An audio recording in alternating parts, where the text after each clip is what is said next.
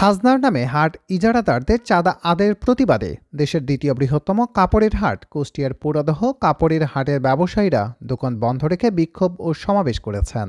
বুধবার বেলা 11:30টার দিকে ব্যবসায়ীরা পুরোদহ রেল জংশন সড়কে জড়ো হয়ে সড়ক অবরোধ করেন। সকল ব্যবসা প্রতিষ্ঠান বন্ধ রেখে তারা এই কর্মসূচিতে অংশ নেন। ব্যবসায়ীরা অভিযোগ করেন, সপ্তাহে দুদিন বসা দেশের অন্যতম বৃহত্তর কাপড়ের এই হাটে ইজারাদারদের লোকজন নিয়মিত অতিরিক্ত অর্থ আদায় করছে। শুধু হাটের ভিতরে নয়, হাট এলাকার বাইরের স্থায়ী দোকানদারদের কাছ থেকেও খাজনার নামে জোরপূর্বক চাঁদা আদায় করা হচ্ছে। প্রতি বছর বৈশাখ আসলে এই হাটের বাইরে যে প্রায় 250-300 দোকান আছে, এই দোকান থেকে এরা অন্যায়ভাবে খাজনা নামে চাঁদা আদায় করার চেষ্টা করে। অনেক সময় এই যে যারা খাজনা নেয় সরকারিভাবে, যারা খাজনা ডেকে আসে, আর মূলত হাটটা ডাক হয় 20-25 লাখ টাকার ভিতরে, এরা অন্যায়ভাবে প্রায় 70-80 লাখ টাকা বা 1 কোটি টাকার বেশি এরা টাকা উঠায় এবং এই টাকাটা হাটের বাইরে যে প্রায় 300 ঘর আছে এদের কাছ থেকে অন্যায়ভাবে চাঁদাবাজি করে জোরপূর্বকভাবে।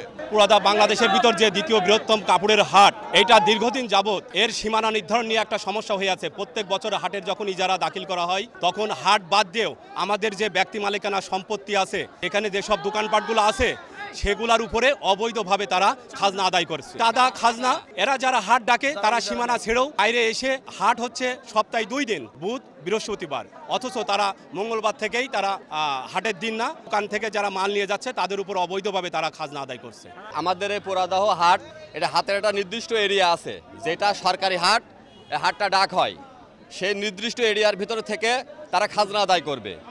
এখন এটা আমাদের কোনো সমস্যা না, কিন্তু তারা এটা অবৈধভাবে চাঁদাবাজির মতো করে হাটের বাইরে এসে মালিকানা মার্কেট যেগুলো আছে, সেখানে মার্কেটের সামনে লোকজন দাঁড়িয়ে খাজনা আদায় করছে। এটা তো অবৈধ। তারা এ আদায়কে অবৈধ দাবি করে অবিলম্বে চাঁদাবাজি বন্ধের আহ্বান জানান।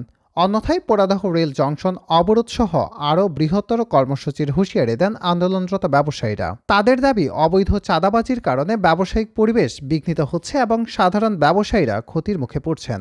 বিষয়টি দ্রুত সমাধানের জন্য প্রশাসনের হস্তক্ষেপ কামনা করেন তারা। হারুন ও রশিদ, কুষ্টিয়া।